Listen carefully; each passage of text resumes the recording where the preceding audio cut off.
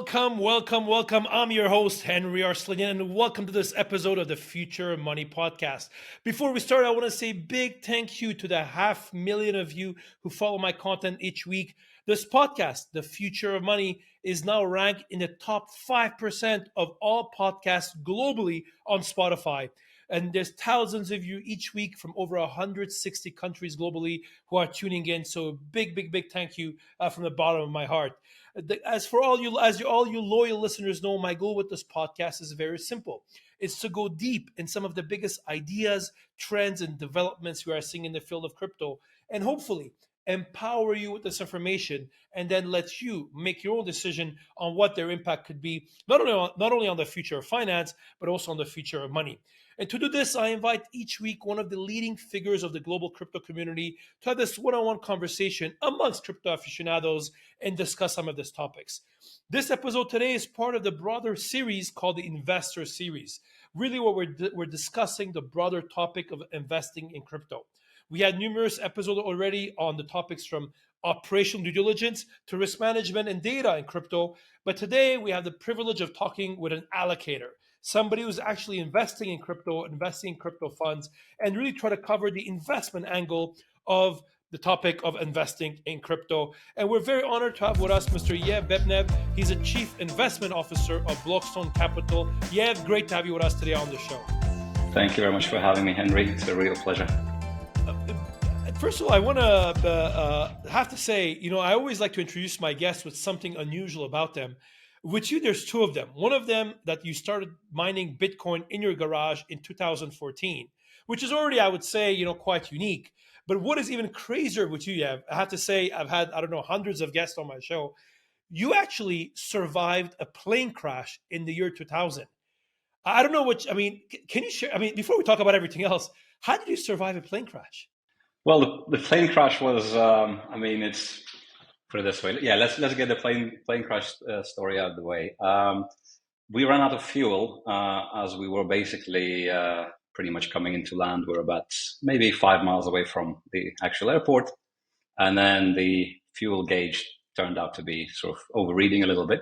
So the engine cut out, and then the reservoir, the second reserve tank was also empty. So obviously, once the propeller stopped spinning, and it was a propeller aircraft, a pretty large one at that, but it turns into a kind of, something more like an aerodynamic brick, right, with short wings. So we ended up sort of ditching crash landing in a little bit of a field, and we rolled past some hedgerows and across the road, and then into the next field, and it would have been all fine. Apart from rotten luck that in that middle of the next field, there was a pile of set concrete, which we managed to find head on. But, everyone walked away. So that means it's a great landing. Incredible. I have to say, one of my favorite TV shows is the shows, on Discovery Channel where they analyze previous plane crashes. I find it's such a good industry, actually, where they learn from their mistakes. I wish we would do the same and have the same rigor in crypto, but I'm sure we'll talk about that. But also, can you share more that you started mining Bitcoin in 2014? How did that happen? It's actually not Bitcoin that I was mining. By then, it was already about ASICs, and I actually felt that I was already a bit too late for the crypto revolution. So I've built like a mining array with my own sort of custom designed cooling solution, because obviously it was getting a bit hot. Just to give you a bit more of a background about that, I guess I always like to tinker. I like tech. I owned every Oculus Rift, the VR headset, since the prototype. I've built a 3D printer from some DIY materials before that, and then I used that 3D printer to make a quadcopter. And it was just part of that larger sort of learning experience, I guess. And I think it all started back when my parents, bought me a Lego set. And it was my only one. So having been born in Lithuania and growing up there, you couldn't come by them very easily. So I never felt quite satisfied with that one set where you can buy where you can just construct three things. So I guess that's kind of what shaped me in trying to use the building blocks that life gives you and basically try to create stuff. So with the mining machine, I've built a little array. I've designed this custom cooler, and then luckily I was in the garage when it all happened. One of the components actually caught fire, and it's not because of my cooling solution. It's actually some poor quality control. So after that, I've sort of realized that maybe it's a little bit too risky to mine, and maybe I should just buy the tokens and approach it from a trading perspective rather than a mining perspective. So I've quickly converted the mining rig into, believe it or not, a biltong maker. Where you dry the meat, and it served me really well for years. It was amazing. Well, think about reusing. People say crypto miners are useless afterwards, but I guess you proved them. You proved them Exactly. wrong. Yeah. There we go. Well, yeah, great to have you on the show. It's really an honor to have you. Before we start, there's so many things I want to talk about today. I mean, I think plane crashes and Bitcoin mining are very interesting, but there's other things we want to talk about today. Before we start, I want to give my usual disclosure. Blockstone Capital is actually an investor in Nine Blocks Capital, the hedge fund where I'm a shareholder on. So I just want to put that disclosure out there. And also, Blockstone Capital may be invested in other previous or current investors or guests, companies or guests have been on the show as well. So I just want to put that disclaimer out there. Before we kick off, can you maybe share? I mean, you shared your mining and your plane crash story, but can you share maybe a bit more about the audience about your professional background and what does Blockstone Capital do? And so the audience can get to know you better before we kick off. Sure. So I started my traditional finance career in 2005 when it was back when Kyoto Protocol was ratified. So it was in carbon emissions trading actually, and then moved on to electricity, so the European power, and more recently I was a partner at a commodity hedge fund with about $500 million AUM, where we traded oil, gas, carbon that I already mentioned, coal, and electricity. And my responsibilities ranged from, as a fund grew, obviously, they were numerous, but from research to portfolio management to building the actual portfolio management solutions, compliance, operations. So that's kind of what I suppose set me up for the current endeavor. And obviously the 2014, where where I've already had some experience in crypto mining and kind of stayed pretty current with crypto development. So I guess that while I felt like I was already too late to the crypto revolution, it actually makes me more of an oldie now in terms of the track record. So when I studied my MBA at the London Business School, I met my co-founder and we had a chat. He had a similar kind of walk in life where he cut his teeth at Rothschild on the wealth management side and private banking. And we talked about the crypto revolution, the blockchain revolution. And this idea was born that, we need to, while everyone evangelizes about the blockchain and Bitcoin, we actually need to bring the traditional finance to the crypto rather than the other way around and make it sort of familiar to the point of almost being boring to an institutional investor. Very interesting. First of all, I think that we'll come back to that, making it boring to institutional investors. But also, I love the fact that you met your co-founder at business school. By the way, which I'm also an alumni of London Business School. This is one of the great stories where you actually meet your co-founder in business school. It's a bit cliche, but it still happens. So this is one of the great things of that perspective. I think you just mentioned, obviously, you started as a commodities trader. You were in a commodities trading fund. One question that comes up a lot in the crypto ecosystem is that are commodities traders better suited for crypto or Bitcoin, but let's say better than crypto than, let's say, people have been traditionally looking at equities, for example? What's your view coming from the commodity side? Well, it's a dangerous question to answer, and I think there is no empirically correct answer here. What I would say, though, from my experience in commodities, the volatility is probably a little bit more familiar to the commodity traders, right? And I think there's a lot of parallelism in the commodities adoption curve as well that we're seeing in crypto as an asset class. I don't mean the parallelism that everyone talks about, like crypto is the next internet or the technology, but I mean from the institutional side. When at the bank some commodity trader comes in, he gets allocated a desk at a corner somewhere and everyone looks at him funny. I feel like this is crypto today, while commodities is already like, what? You don't have a commodities desk? So this is kind of where we headed, in my opinion. Yeah, it's interesting how you mentioned how there is that. If you think about, often people are surprised at how commodities are traded. Actually, what the instruments are traded. It's not only oil, obviously, from pork belly to coffee beans. It's a very, very interesting industry from that perspective. So here we go. So I think I know it's a very touchy topic actually between the commodities guys and the equities guys. So we won't go more into it. But actually, I would also ask you about, because obviously now, you guys have a fund of hedge fund, and you're investing in crypto hedge funds, of course, right? What are some of the challenges you are seeing right now with the crypto hedge fund industry? I mean, you had the privilege of seeing, meeting, and investing in a large number of them. What are the challenges you're seeing with crypto hedge funds today?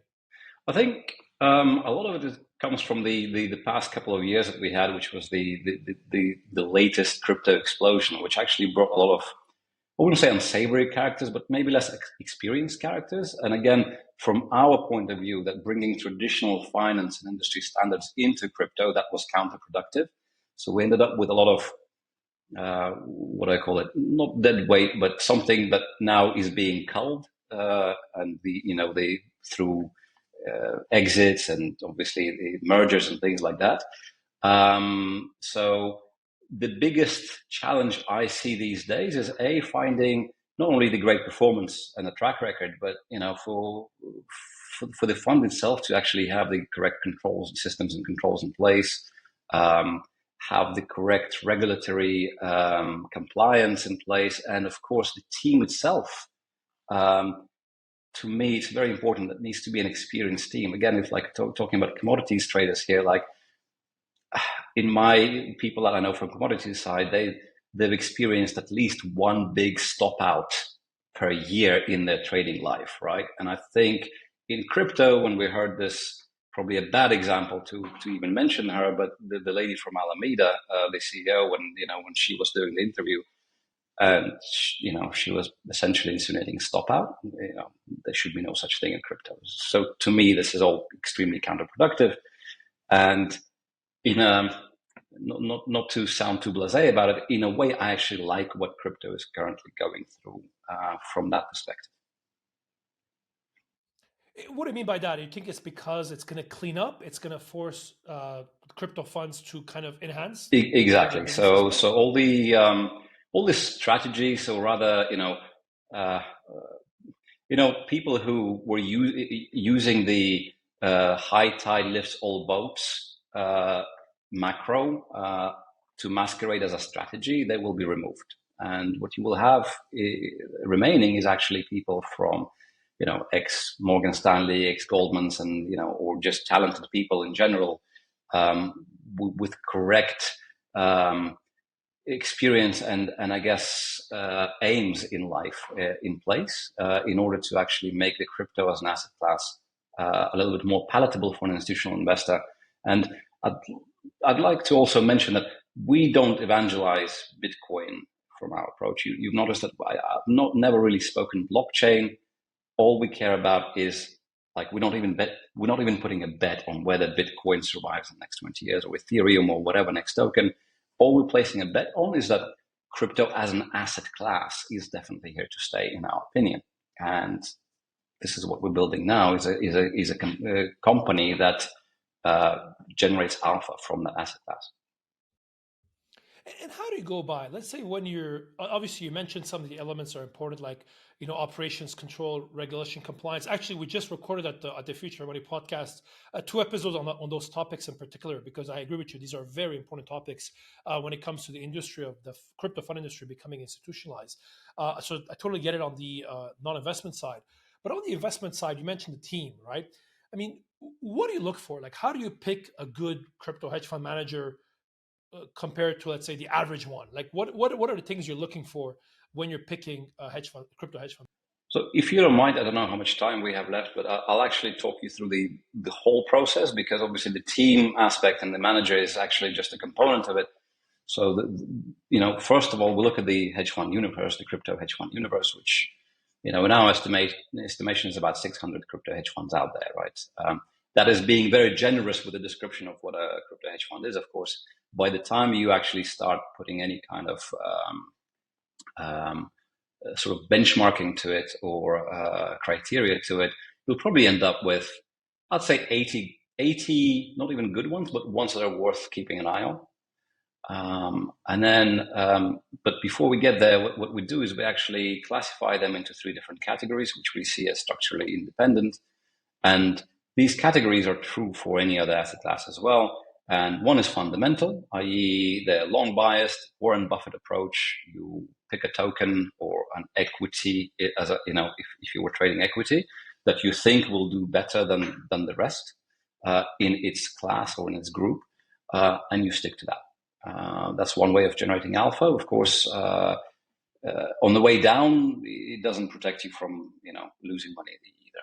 The other one is more of a discretionary approach. So it's a long short CTA style. Again, the kind of world I'm from, where you could actually expect somebody to make money on the way down as well as up. And to go back to your previous question, I think my biggest disappointment from last year, for instance, monitoring the larger group there, not many CTA style funds have managed to profit, or at least hang on to the initial profits they made from the amazingly big fall from 60K per Bitcoin to 16K.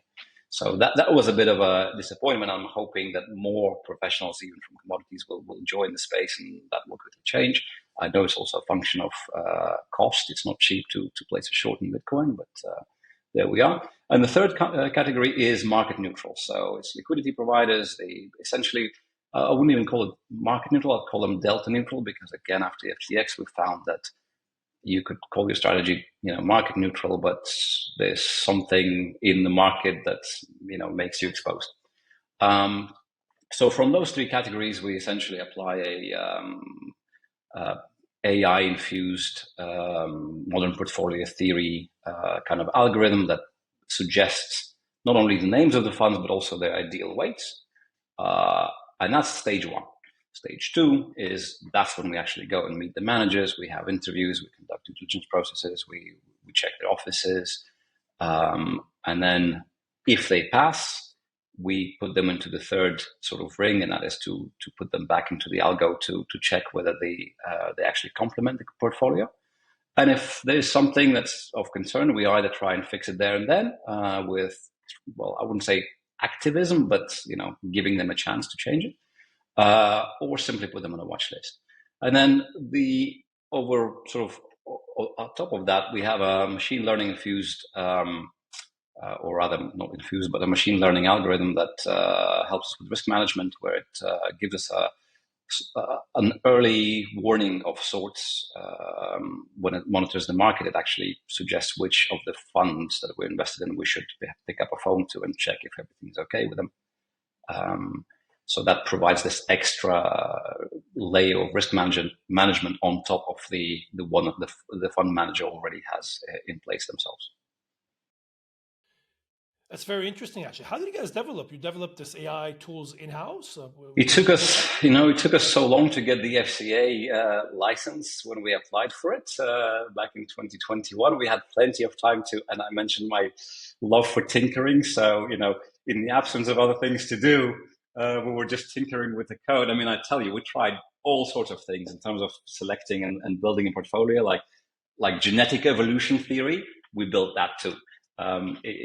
Problem is, it wasn't any more efficient than modern portfolio theory. But as long as you don't burn down the house, I think everybody's happy exactly. With that perspective. So yeah, I want to ask you. Obviously, you've done all these DD on a lot of these managers you see. I mean, what is how would you say that investing in crypto hedge funds is different from investing in traditional hedge funds? I mean, I would argue that a lot of the funds in the traditional hedge fund space apply the same funnel approach to selecting managers. But what do you think it makes it different when somebody's investing in crypto hedge funds versus traditional? Yeah, that's a great question. Thanks. Obviously, the extra volatility that we mentioned makes even a commodity traders blush most time, right? So there's this need to understand not only the classic strategies, i.e., let's say the carry trade or whatever is employed by the hedge fund manager himself and the nomenclature that's established, but also how it interacts with the underlying which itself is very new, right? And that underlying is actually so different as well. It could be a straight Bitcoin, it could be a DAO, it could be a token, it could be a lending strategy in crypto, or liquidity provision on sushi swap or whatever.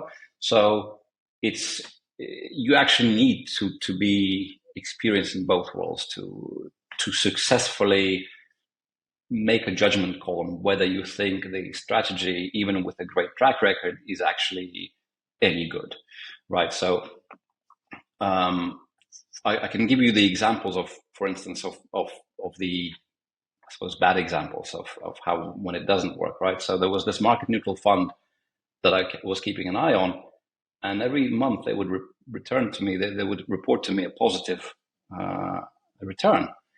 And until I started paying closer attention, and then I realized that what he was doing, he was extrapolating as a year to date as he's positive. So when I asked him for a discrete return for May, he may actually have had a negative May, but owing to the previous positive months, he would actually then say, "Oh yeah, we're on track for 12% year to date." But he would really sort of bury it in the phraseology, where unless you're already attuned to the BS, you could have actually you could have actually come away with an impression that the guy is positive every month.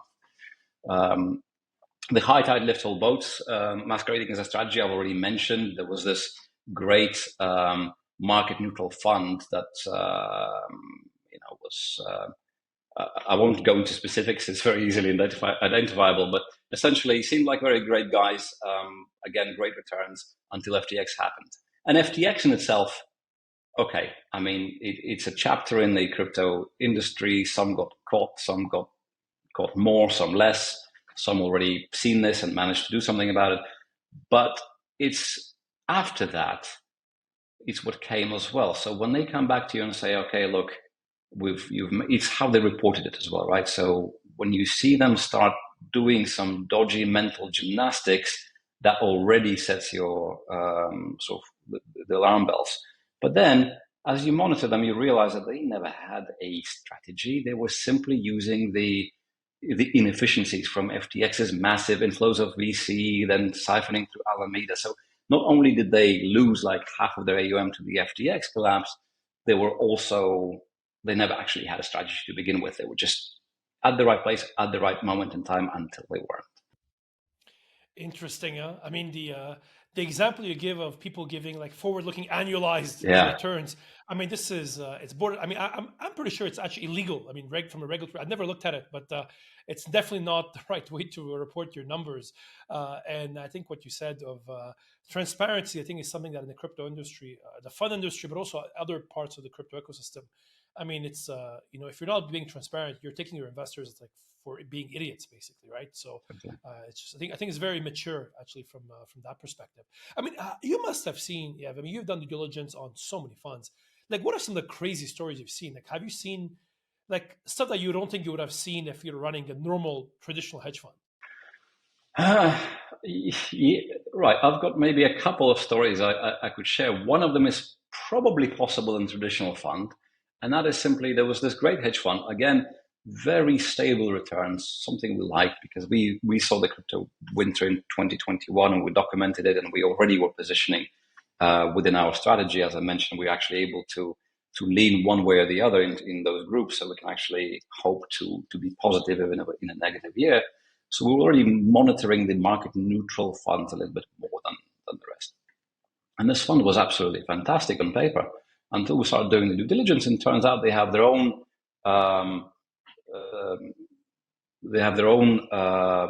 discretionary trading portfolio, and then a hedge fund as an afterthought.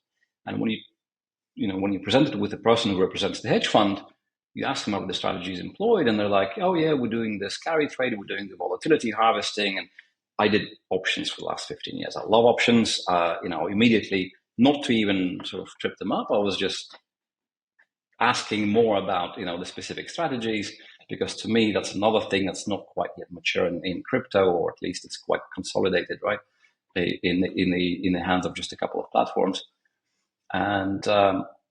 And then he just volunteers the fact that actually that strategy isn't even employed at the hedge fund, it's employed by the discretionary portfolio, which well, frankly, has nothing to do with our DD call because the discretionary portfolio is not available to us to invest in.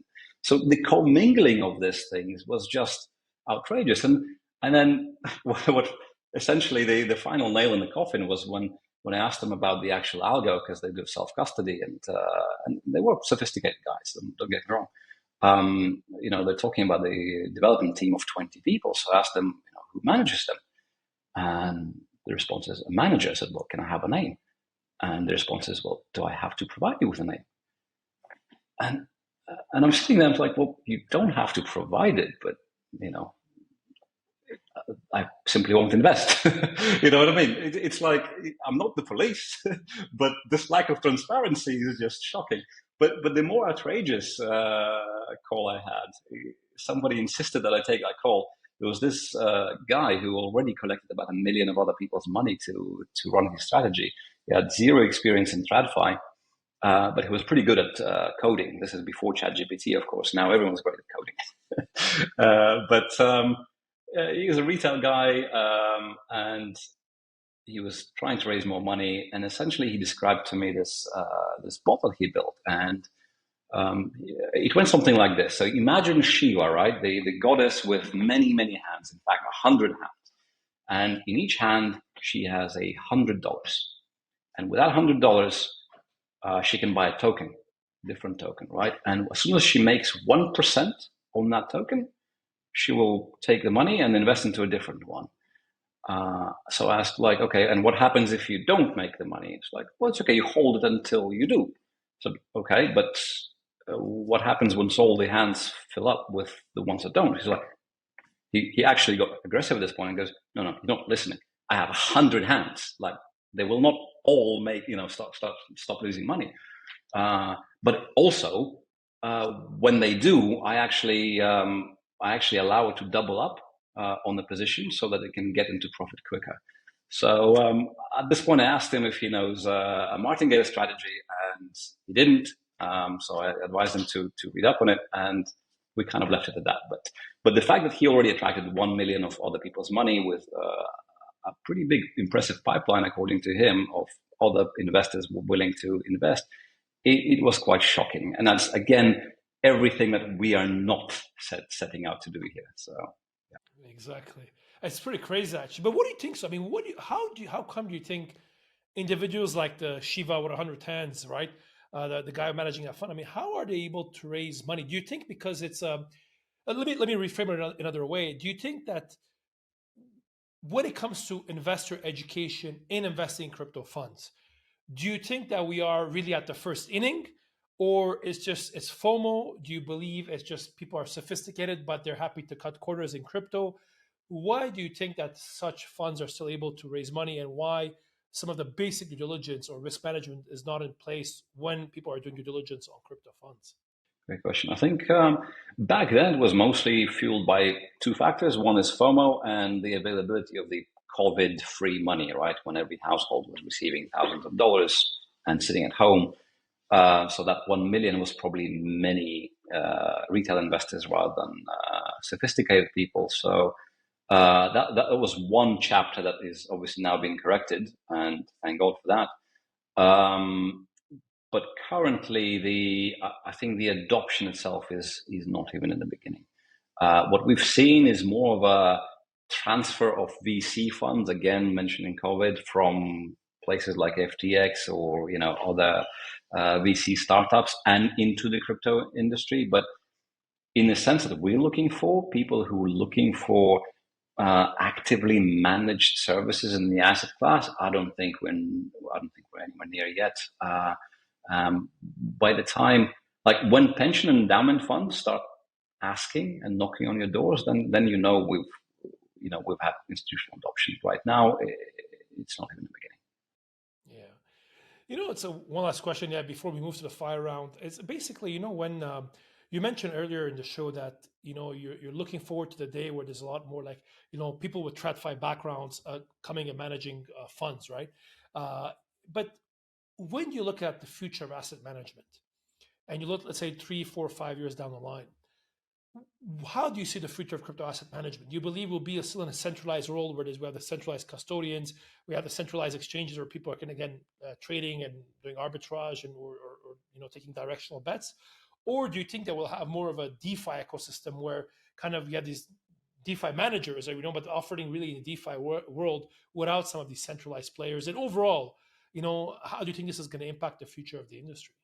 So, in terms of asset management, I think, well, specifically on the asset management, we see it becoming an integral part of most large asset managers. Not only in the form of a crypto desk that I mentioned, like in my commodities story, like a desk in a department in a corner somewhere, but actually synergizing with the rest of the asset managers' operations. First of all, we have CBDCs already a thing, right? Thailand just released some news with Singapore. So around the world, these will take off, and your FX desk suddenly will need to have the know-how of crypto through virtue of handling CBDC, right? Or at least the CBDC API, and you'll need the relevant experts. Equity desks will start commingling equity and, or rather your classic equity and equities of pure play blockchain companies, because, well, they do have value. So, while you might have a different opinion on something like a DeFi yield farming protocol that's printing their own token and yield, but there are many companies out there that are actually producing revenue and value out there, and they will be listed in one way or the other. And on the commodities side, and I know I'm probably talking commodities more than crypto here, in the show, but one of the most hotly discussed topics today is actually in the European market alone, where there's over €1 billion worth, in fact, 1.5 billion euros worth of daily traded volume per day. And that's already and always has been essentially I wouldn't say fully digital, but essentially a record product. I don't know if you know it, Henri, but it's carbon emissions. The cap and trade system. It's been around since 2005, as I mentioned at the beginning of my of your show. It's already a record on a ledger. So I only see further synergies there, where instead of having a registry in Switzerland, then in Europe, then in the UK, and those registries don't talk to each other, put it all on blockchain. That's the only way we'll get to carbon neutrality. Interesting. It's very interesting, actually, on carbon. I mean, we could have a whole episode on that topic, right? We were discussing recently with another guest on when it comes to Bitcoin mining and the impact it has. But I think you're right. I mean, from a trading perspective, I mean, the industry is bigger, and there's obviously a great use case there for blockchain and digital assets as well to play a role in. We have to finish it off with my favorite Bell is with me here. So I'm going to ask quick questions, and I need 1 or 2 word answers to my question. And the Bell here will keep us honest, like a good old commodities trade. Hope you're ready. Oof, let's see. Here we go. Yev, you've flown a lot of planes, and you're flying aficionado. What is the one favorite plane or aircraft that you love? The Blackbird. Easy. Oh, wow. Interesting. Man, I'd love to hear more about that. Why, by the way? Why? So another passion of mine is space. I actually helped write a paper to a Luxembourg space agency about asteroid mining. So I love space, and if somebody could give me a pickaxe and send me onto an asteroid, I would probably go. Amazing. Well, coming to my next question. What's your favorite space movie or aviation movie? There's quite a few, but I guess Odyssey. Odyssey, here we go. You mentioned you grew up in Lithuania. What is the one favorite thing you love to do in Lithuania? Oh, eat Zeppelini. So there was what advice do you give to a young person who wants to be a crypto investor? What's the one piece of advice you give to them? Diversification. Interesting. You went to London Business School, as you mentioned in the introduction. If somebody comes to you today and says they want to go to business school, would you recommend them to do so, or rather encourage them to do other stuff? I think it matters. It's probably not as important as the selling department of said business school will give it to you, say it to you, but I think there's value for sure. A young LBS graduate comes to you and says they want to get into the crypto industry. They have the options between these 3 jobs: a startup, a crypto startup, a bank, or a regulator? What job do you recommend? Ooh. I would recommend all three, but in a particular order. If they're young, they have the horizon necessary. You need to pick it all up. So don't just Do stick them to all. one. Yeah. Yev, you spent a lot of time in Dubai now. What is your favorite thing to do in Dubai? So one more thing that's probably a little bit unique about me is I have a set of young twins.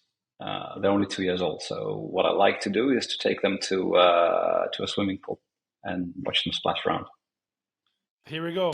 What is your one piece of advice you give to anybody who's moving to Dubai or going to Dubai? Be prepared to. Okay, just one advice. I'll cancel that. Don't look at it as a temporary thing. Yeah, typical. People go there temporarily and then they end up being there last couple of years. One more question on crypto. So if you had to take a bet on Satoshi, who do you think he, she, or they are, and where are they from? I think it's probably, and this is not me being sexist, just talking about the year and the age. I think it's going to be a man, and he's going to be from America. America. Here we go. I'll probably or agree with France. that as well. Yeah. Oh yeah, here we go. Yeah. And the last question on the Future Money podcast, Yev, it was great to have you on the show. Our typical question at the Future Money show, Yev, if you could have lunch or dinner with one person, who would that be? Lunch or dinner with one person, dead or alive? Who would you have lunch or dinner with? So that's the only of your buzz questions I was prepared for, Henri. And I really thought very hard about that. I was listening to your previous episodes, and I'd love to give you something really inspiring, like Einstein or or Stephen Hawking. But do you know what? It'll probably be my granddad. He passed away when I was 11. I think that as in the time frame of a dinner, it would probably be more use.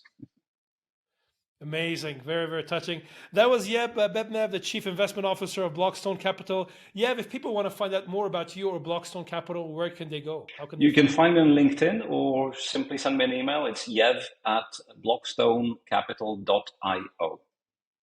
And thank you very much for having me. Great. It was great having you with us again on the show. Thank you very much, everybody, for this episode. Hope it was insightful. Again, if you like this content, make sure to check out also my YouTube page. We have a lot of exclusive content there available in multiple languages. And also, if you like the podcast, this episode, make sure to really like it. Give it a 5-star review. It really, really helps with more people discovering the show. And once again, guys, thank you very much, everybody, and hope you find the show insightful. And see you all next time.